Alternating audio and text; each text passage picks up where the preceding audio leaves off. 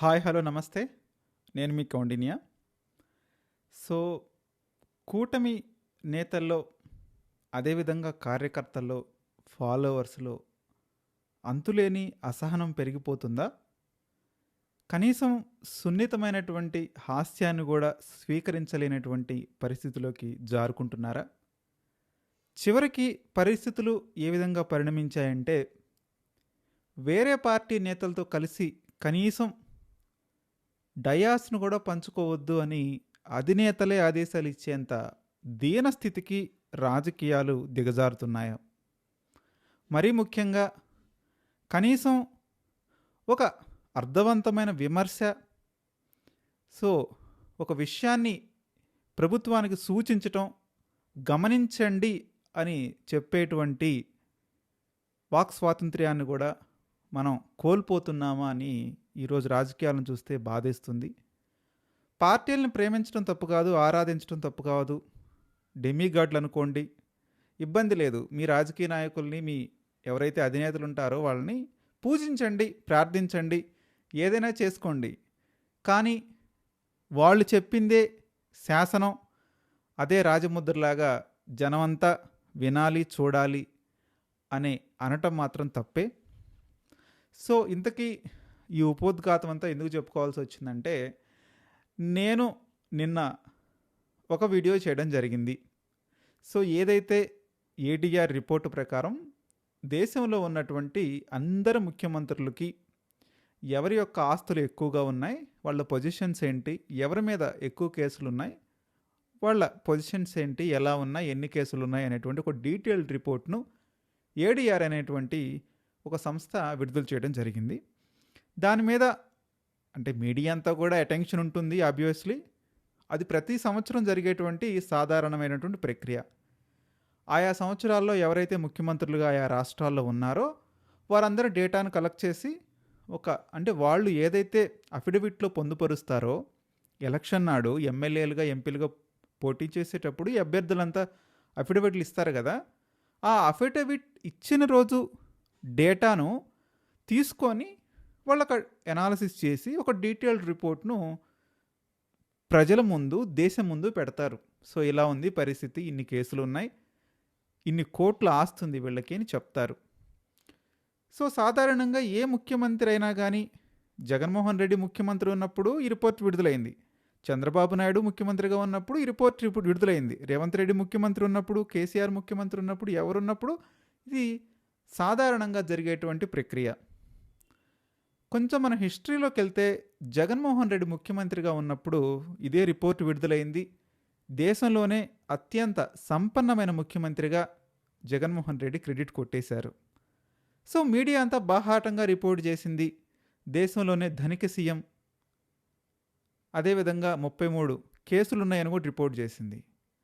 So అప్పుడు అందరికీ సాధారణంగానే అనిపించింది. సో విచిత్రంగా నిన్నటి రోజున విడుదల చేసిన రిపోర్ట్లో చంద్రబాబు నాయుడు అత్యంత సంపన్న ముఖ్యమంత్రులు 2వ స్థానాన్ని ఆక్రమించారు. ఇంతకు ముందు వరకు ఆయన మొదటి స్థానంలో ఉండేవాడు. రీసెంట్గా కర్ణాటకలో జరిగినటువంటి అధికార మార్పిడి వల్ల కాంగ్రెస్ ప్రభుత్వంలో అంతకు ముందు ఉన్నటువంటి సిద్ధారామయ్యను తొలగించి ఇప్పుడు డీకే శివకుమార్ని ముఖ్యమంత్రిగా కూర్చోబెట్టిన నేపథ్యంలో ఈ సంవత్సరం ఏదైతే విడుదల చేసిన రిపోర్ట్లో ఫస్ట్ ప్లేస్ను డీకే శివకుమార్ ఆక్రమించారు, సెకండ్ ప్లేస్ను చంద్రబాబు నాయుడు ఆక్రమించారు 933 కోట్లు. అదేవిధంగా మూడవ ప్లేస్ను విజయ్ ఆక్రమించారు, తమిళనాడు ముఖ్యమంత్రి. సో మొదటి 2, 3 స్థానాలు కూడా మన దక్షిణాది రాష్ట్రాలే ఉన్నాయి, సో కలిగి ఉన్నాయి. ఆబ్వియస్లీగా అది మీడియాకి కానివ్వండి ఒక ఇంట్రెస్టింగ్ వార్తగానే ఉంటుంది, దాన్ని ప్రచురిస్తాం కూడా.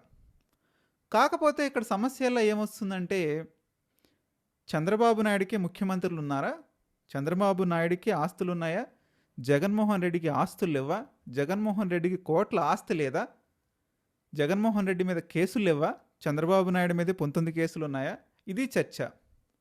కానీ పాయింట్ అది కాదు. పాయింట్ ఏంటి, ఎవరు అధికారంలో ఉన్నారో, ఎవరు ముఖ్యమంత్రి పీఠం మీద కూర్చున్నారో వాళ్ళకు సంబంధించిన డేటాను ఏడీఆర్ రిపోర్ట్ ఇచ్చింది. దాని ప్రకారం మొదటి స్థానాన్ని డీకే శివకుమార్, 2వ స్థానాన్ని చంద్రబాబు నాయుడు, 3వ స్థానాన్ని విజయ్ ఆక్రమించారు. చర్చ అది. అంతేగాని జగన్మోహన్ రెడ్డికి వేల కోట్ల ఆస్తులున్నాయా, జగన్మోహన్ రెడ్డి మీద కేసులున్నాయా అది కాదు చర్చ. సో వార్తని సహజంగా వార్త రూపంగానే ఇవ్వడం జరిగింది. కాకపోతే ఇక్కడ మరి వాళ్ళని కూటమి ఫాలోవర్స్ అందామా, లేకపోతే భక్తులు అందామా, విధేయులు అందామా, ఏమందామో తెలీదు. అంటే ఇలా రిపోర్ట్ చేయడం కూడా తప్పేనా? ఎవరు రిపోర్ట్ చేయకూడదా?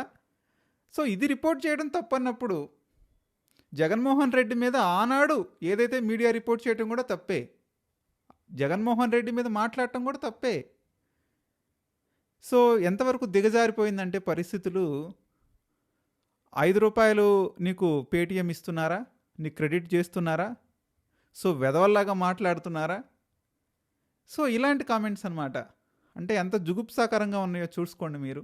అంటే ఇదంతా కూడా ఒక నిలువుటద్దం. మనల్ని మనం ఏదైతే రిఫ్లెక్షన్లో మనం చూసుకున్నప్పుడు మనం ఏ స్థాయికి ఏ స్థితికి ఎంతలా దిగజారిపోతున్నామో, ఈ రాజకీయ పార్టీలు ఎంతలా దిగజారుస్తున్నాయో అన్నదానికి ఇదొక నిలువెత్తు నిదర్శనం. అంటే ఇది ఇలాంటి వ్యక్తుల రాజకీయ పార్టీల్లో ఉన్నందుకు ఆ రాజకీయ పార్టీలు కూడా సిగ్గుపడాలి ముందు. ఎందుకంటే ఏ రాజకీయ నాయకుడైనా కానీ ఆకాశం నుంచే కింద పడ్డవు డైరెక్ట్గా. ఎవరు లోపాలు ఉంటాయి, తప్పులు ఉంటాయి, తప్పులు చేసే పైకొస్తారు. రేవంత్ రెడ్డి చెప్పినట్టు తొక్కుకుంటానే పైకొస్తారు. సో ఇది సహజం. అది ఈనాడు జరుగుతుంది కాదు. కృతయుగం, ద్వాపరయుగం, త్రేతాయుగం, ప్రతి యుగంలో జరుగుతుందే. రాజకీయం అనేది ఈరోజు వచ్చింది కాదు. నిన్న మొన్న జగన్మోహన్ రెడ్డి, చంద్రబాబు నాయుడు ఈరోజు వచ్చిన రాజకీయం కాదు. కైకమ్మ రామాయణంలో ఆ రోజే నడిపింది రాజకీయం. ఆ రాజకీయంతో పోలిస్తే ఈ రాజకీయం రాజకీయమే కాదు. సో మహాభారతంలో అంతా రాజకీయం చుట్టూ తిరగలేదా? సో అక్కడికంటే ఎక్కువ పాత్రలు ఉన్నాయా? సో ఇక్కడ జరుగుతుంది యుద్ధం రెండు పార్టీల మధ్య, టీడీపీ, వైసీపీ. ఒక పార్టీ అధికారంలో ఉంటే ఆబ్వియస్గా ఇంకొక పార్టీకి 5 సంవత్సరాలు కాకపోతే ఇంకో 5 సంవత్సరాలకు అవకాశం వస్తుంది. అది ప్రకృతి సిద్ధమైంది కదా, సహజమైంది కదా, అది ఎవరు మార్చలేరు. అంతేగాని ఒకే పార్టీ ఎక్కువ కాలం అధికారంలో ఉంటుంది అని అనుకోవటం భ్రమే, అధికారంలోకి రాదు అని అనుకోవటం కూడా భ్రమే. సో ఈ విధమైనటువంటి విమర్శలు నిజంగా సమాజానికి, జనానికి, ప్రజలకు, న్యూట్రల్ పీపుల్కి మాత్రం ఇది ఒక శరాఘాతాలుగానే చెప్పుకోవాల్సిన అవసరం కూడా ఉంది. ఎందుకంటే మనం ఏదో 1960s, 1970s, 1980s కాలంలో లేము. We are at 2026. ఓకే. సో జనాలు కూడా అర్థం చేసుకుంటున్నారు ఎవరు ఏ పార్టీ, ఎవరు ఏ మీడియా ఎవరికి సపోర్ట్ చేస్తుంది ఏంటి అని అర్థం చేసుకుంటున్నారు. అధికార పార్టీ కంటే సహజంగా ఎవరి మీదైనా కొంత ఒత్తిడి ఉంటుంది. ఎందుకంటే అధికార కేంద్రం వాళ్ళ చేతుల్లో ఉంటుంది కాబట్టి. విమర్శలు సహజం అన్నామని బూతులు తిట్టడం కరెక్ట్ కాదు. ఆ బూతులు తిట్టడాన్ని రాజ్యాంగం ఒప్పుకోదు, కోర్టులు ఒప్పుకోవు, న్యాయస్థానాలు ఒప్పుకోవు.